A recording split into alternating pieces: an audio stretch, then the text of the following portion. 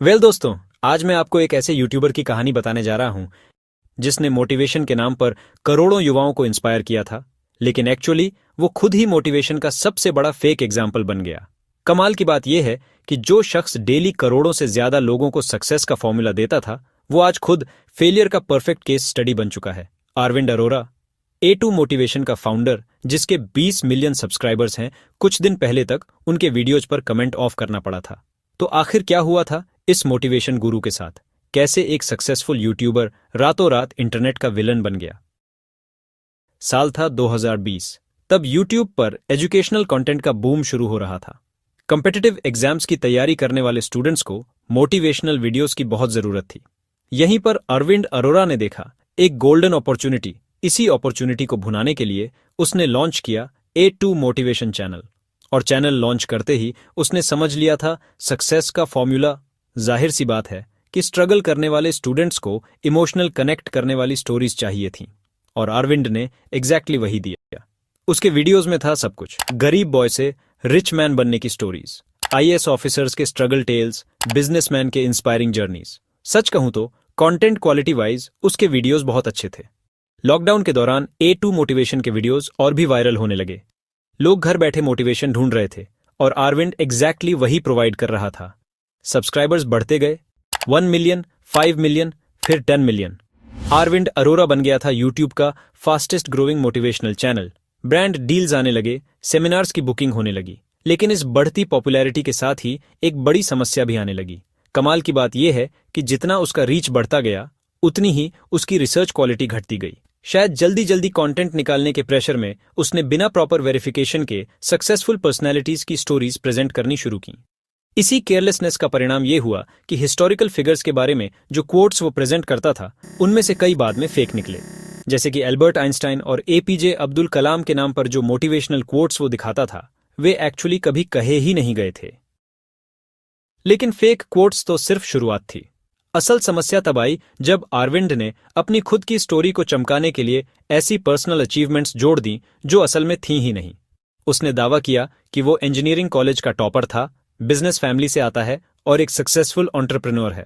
लेकिन जब व्यूअर्स और क्रिटिक्स ने रियलिटी चेक किया तो ये सारे दावे संदिग्ध साबित हुए। अब सवाल ये उठता है कि क्या मोटिवेशनल स्पीकर्स को अपनी क्रेडिबिलिटी के लिए फेक क्लेम्स करने चाहिए?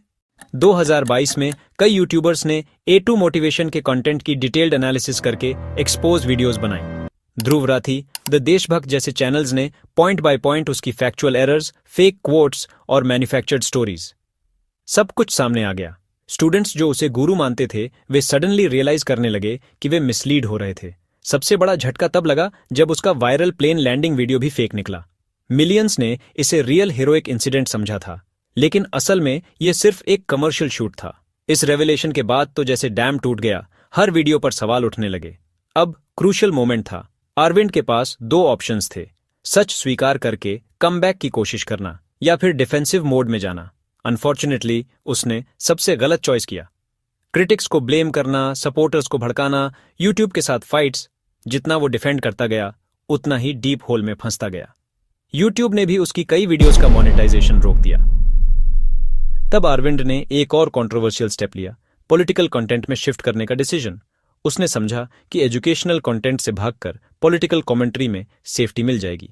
लेकिन यह स्ट्रैटेजी और भी बैकफायर हुई, क्योंकि पॉलिटिकल बायस क्लियर दिखने लगा। कमेंट सेक्शन में बैकलैश शुरू हुआ। लोग उसे झातू मोटिवेटर बुलाने लगे। डिसलाइक रेशियो बढ़ता गया। और तब 2035 में आया एक major opportunity, Shark Tank India.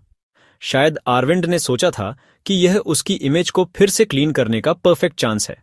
कमाल की बात यह है कि उसने शार्क टैंक इंडिया में अपने एजुकेशन स्टार्टअप कॉन्कर को पिच किया था। यहां उसने क्लेम किया कि उसका ऐप रेवोल्यूशनरी है और स्टूडेंट्स की जिंदगी बदल देगा। लेकिन यहां भी वही पुराना पैटर्न रिपीट हुआ। शार्क्स के सामने जो प्रेजेंटेशन दी, उसमें भी कई फैक्चुअल इनकंसिस्टेंसीज थीं।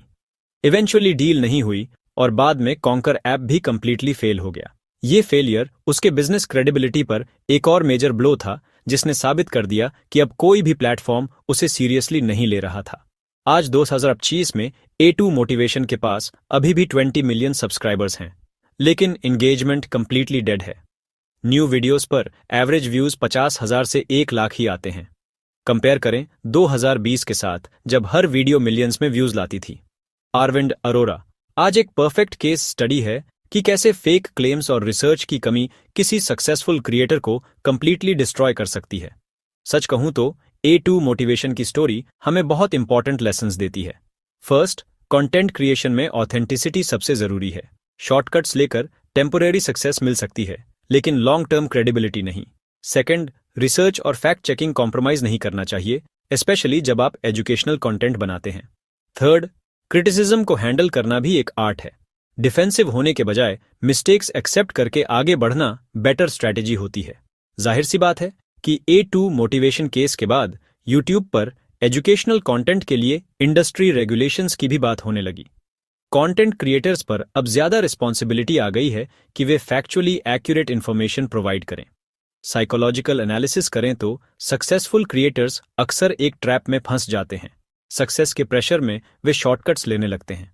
फेम और मनी की एडिक्शन में वे भूल जाते हैं कि ऑडियंस का ट्रस्ट ही उनकी रियल वेल्थ है।